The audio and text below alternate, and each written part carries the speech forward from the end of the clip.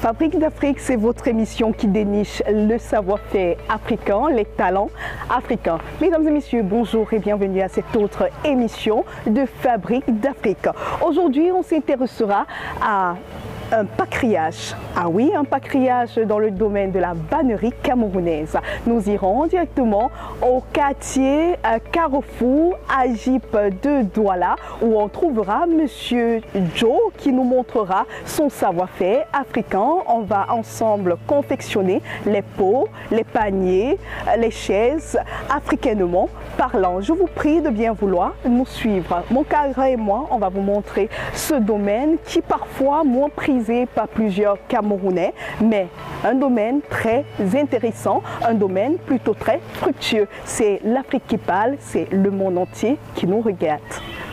Cette équipe, plongée à la tâche, partage la même vision et la même passion, la vannerie. L'art de tresser avec des fibres de bois pour réaliser des objets très variés, à savoir des corbeilles, des paniers, des armoires, des canapés. Cet homme, c'est Papa Job. Âgé d'une soixantaine d'années, il est né et a grandi dans le nord-ouest du Cameroun. En 1993, il plaque tout pour aller poursuivre sa passion dans la vannerie à Douala, la capitale économique du Cameroun.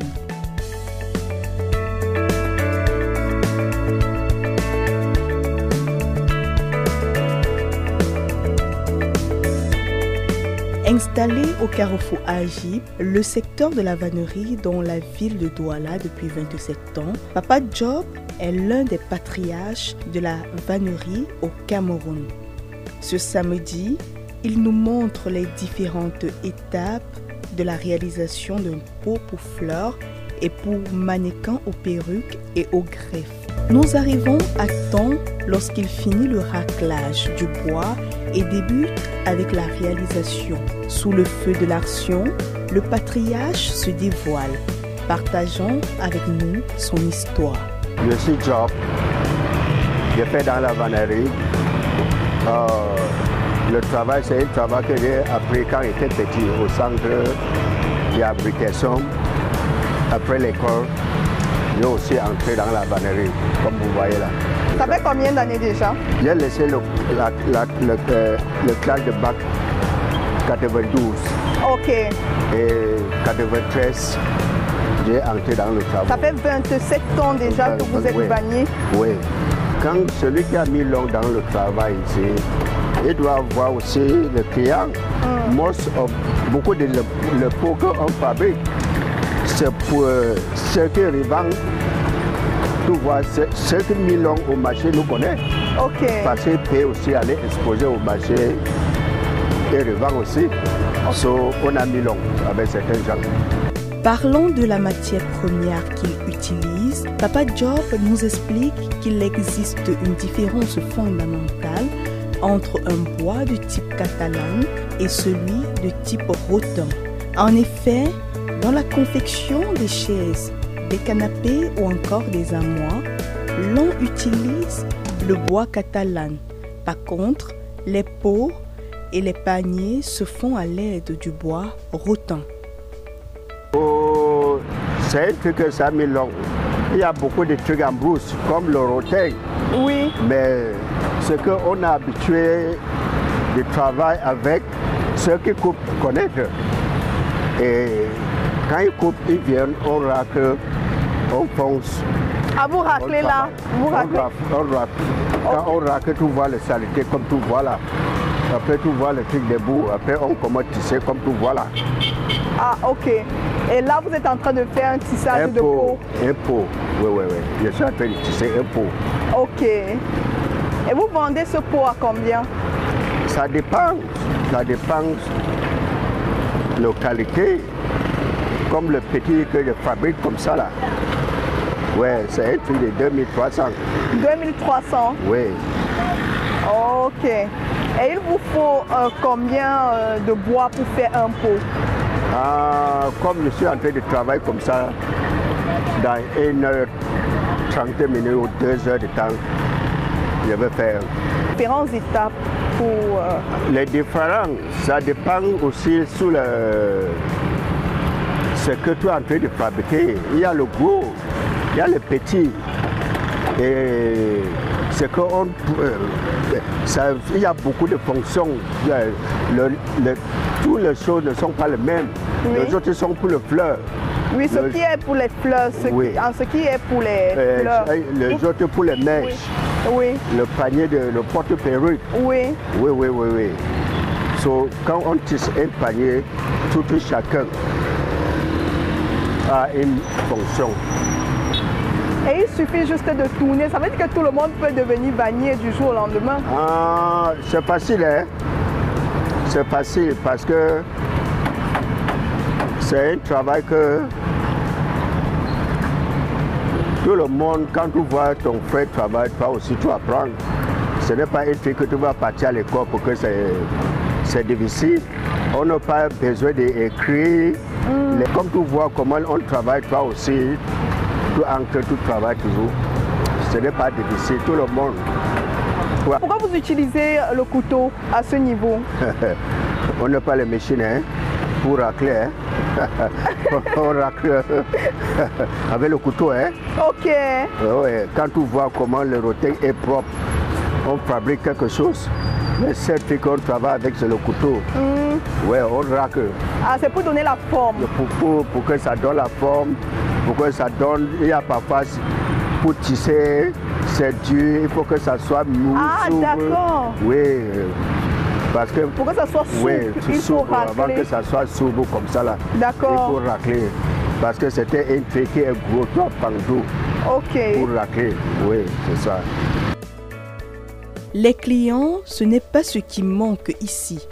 En témoigne cette dame qui a été attirée par la beauté de cette armoire. Ce monsieur travaille aussi depuis près de 20 ans avec Papa Job. Il est spécialisé dans la confection des armoires et des chaises. Il nous explique un bout de son parcours et les difficultés du métier. Moi, c'est Chantou René. Je suis bannier. Depuis combien de temps vous travaillez avec Papa Job? Depuis 2000. Ok. Donc ça fait 20 ans aujourd'hui que vous travaillez avec Papa Job. Oui. Mais votre métier est différent. Vous faites la même chose, mais chacun a sa spécialité. Vous faites quoi? Oui, moi, je fais les meubles. Nous, on travaille par rapport à la demande des clients. Ça, c'est pour poser les assiettes, oui, les verres et tout autre chose. On peut les chercher sur commande. Sous commande, ok. Comme ce que vous voyez là. D'accord. Oui, nous avons le catalogue. Quand le client vient, on lui présente le catalogue, il fait son choix. Oui. Et on essaie de discuter le prix. Quand on est d'accord, on essaie de confectionner. Et cette matière, ça dure beaucoup. Si par exemple un client vient pour acheter l'armoire, ça va beaucoup mettre long. Non, ça dépend de la qualité. D'accord. Ça dépend. La qualité du bois? Il y a disons la dimension. Oui. Il y a les grands meubles, les petits. Oui. Il y a ce qu'on peut faire en 2 jours, comme ceci, que je suis en train de faire. Oui. C'est 2 jours. Ah, c'est seulement 2 jours? 2 jours, oui. Ok. Et les autres que vous voyez là? D'accord. 1 journée. Et les meubles, oui, les chaises, donc ça dépend. Il y a ce qu'on tisse complètement, qui peut prendre 2 semaines, 3 semaines. On fait comme ça pour que ça ne se pend pas. Vous voyez d'abord là où nous on travaille. Quand il pleut, tout est arrêté. Oui. On ne peut plus travailler. Parce que le bois aussi n'a pas besoin de la pluie. Je dis nous. Oui, vous déjà. D'accord. Oui, oui. Quand il pleut sur le bois, ça ne gêne pas. Ok. Ça ne gêne pas. Donc ça ne doit pas gâter la matière du bois. S'il pleut sur les bois, ça ne va pas... Non, quand on n'a pas encore confectionné, ça ne gêne pas. C'est à partir du moment où nous, on a déjà fabriqué les meubles. Oui. Donc il faut mettre ça à l'abri. Oui, donc il faut mettre ça à l'abri de la pluie. Oui. Ok. Nous ne perdons pas de vue notre tissage de peau qui évolue peu à peu. Par ailleurs, le plus jeune vannier de la troupe se nomme Julius. Il connaît la vannerie depuis son jeune âge. Originaire du nord-ouest Cameroun, après ses études secondaires, il arrive en ville pour poursuivre sa passion. Il met un point d'honneur sur la créativité de son art. Je suis dedans depuis 96. Ok, est-ce par dépit ou bien par passion? D'abord, quand j'ai fréquenté, j'ai habité avec quelqu'un qui est dans le métier. Donc, en fréquentant, j'étais en train de travailler aussi. J'ai touché quand même. Mais entre-temps, j'ai pris la passion de l'artisanat. D'accord. Oui. Et vous avez fait de cela votre métier? Oui. Vous êtes content? Je suis très content d'entrer dans la... Donc j'ai trop de passion dans la créativité. La créativité? Créativité, oui. Ok. Oui. Et on le voit d'ailleurs. Oui, j'aime trop créer, j'aime les choses, imaginer, créer. Donc comme j'étais dedans, ça m'a appris. Donc je vois qu'il n'y a rien de plus que je peux faire hors de ça. Et même les chaises là derrière vous, c'est vous qui aviez fait cela? Oui, tout ça c'est mon travail. Pendant combien de temps vous effectuez un petit canapé comme ça? Un canapé comme ça. Il vous faut combien de jours? On ne peut pas dire actuellement combien de jours parce que d'abord il y a le procès de matériel. D'accord. On prépare le matériel. Il y a quelqu'un qui fait le matériel et moi j'ai fait le cadre, les tissus. Ah! Oui, donc c'est deux choses différentes. D'abord pour sortir les lianes, pour monter les cadres avant de commencer le tissage. Ça peut prendre au moins 4 jours. 4 jours pour faire cela. Comme outil de travail, marteau, clou, bois et cet appareil d'essuie pour la flexibilité du bois. Retournons à présent vers Papa Job pour voir où il en est dans la réalisation de notre pot de fleurs. Rappelons ici que pour cette réalisation, l'on procède d'abord au raclage de bois, ensuite à la séparation afin d'obtenir plusieurs tiges fins et à l'aide de cet appareil, l'on rend ces tiges flexibles au tissage. Ici, pas de machine. 99% du travail est fait à la main et Papa Job lance un cri de cœur. Si tu regardes le travail, on regarde d'abord les difficultés à niveau des matériels et parfois on s'assoit sans le matériel. Parce que ce n'est pas facile pour que ça soit en brousse pour venir nous trouver. So, on a un problème au niveau du marché. On a un problème comme on travaille avec le couteau. On fait la pause pour racler. Alors, il y a une machine adaptée pour racler, pour cintrer. Comme ici, on fait le gaz pour tordre. Oui, alors que si c'est à nouveau les machines, c'est le courant. Tout rassembler seulement. Après près de 30 minutes à 1 heure de temps, notre pot de fleurs ou mannequin de perruque est prêt à être utilisé ou à être commercialisé. Les mains d'or de Papa Job ont une fois de plus opéré une démonstration de force. Selon ce dernier, le métier de vannier au Cameroun est accessible à tous et est à 100% pratique.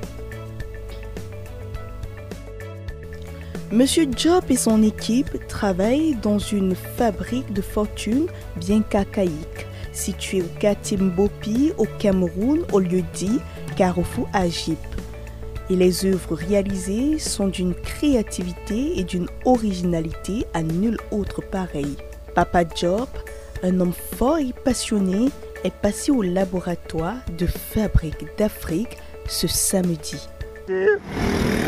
Pour cette occasion, et les téléviewers, merci aussi pour voir et vous suivre et voir aussi où l'homme ne peut pas arriver. Il y a parfois éducation, il y a parfois les conseils So, le travail, c'est tout le monde. Ce n'est pas une seule personne. C'est compter sur tous les téléviewers pour un conseil à niveau de marché, à niveau de technique, le travail. So, merci à vous tous. Allez, bye bye. Bye. Nous sommes arrivés à la fin de cette émission Fabrique d'Afrique. C'est très passionnant et surtout très confortable. Mesdames et messieurs, tout en espérant que vous aviez été séduits, c'était le savoir-faire enraciné dans le patrimoine africain. Nous avons procédé à un fabricage, et oui, de ce pot qui peut servir aux fleurs, aux différentes sortes de fleurs, ou alors aux greffes. Oui, un petit mannequin pour les greffes. Toujours est-il que nous sommes avec vous et on sera toujours avec vous. Monsieur Diop, c'est l'artisan qui nous a montré son savoir-faire. Aujourd'hui, il fabrique aussi les paniers et il fabrique autant de choses, que ce soit les armoires, que ce soit les chaises, cette chaise sur laquelle je suis assise actuellement. La semaine prochaine, on sera encore avec un artisan, on sera avec un entrepreneur qui nous montrera son savoir-faire africain, donc Fabrique d'Afrique. Je vous exhorte, mesdames et messieurs, de bien vouloir vous abonner à la chaîne et surtout n'oubliez pas d'activer la cloche de notification pour ne rien manquer de l'art africain. Ciao, ciao.